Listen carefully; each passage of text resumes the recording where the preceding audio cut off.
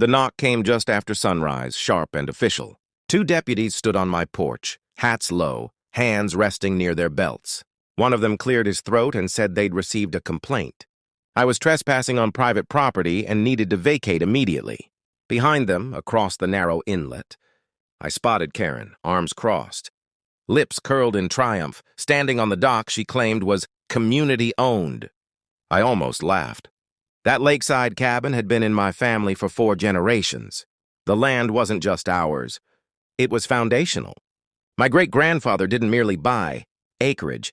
He donated parcels for the courthouse, the school, and the sheriff's office itself when this place was still a muddy settlement. Over time, our family trust absorbed easements, mineral rights, and administrative control, so extensive that locals joked we owned the county. It wasn't a joke. Karen had moved in 6 months earlier.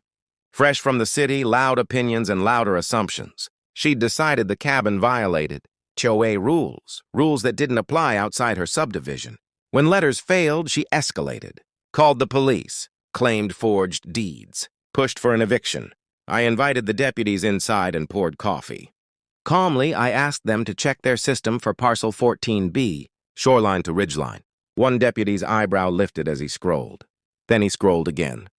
The room went quiet. The radio crackled. Dispatch confirmed the record. The land was owned by the County Heritage Trust. Trustee, my name. Jurisdictional note.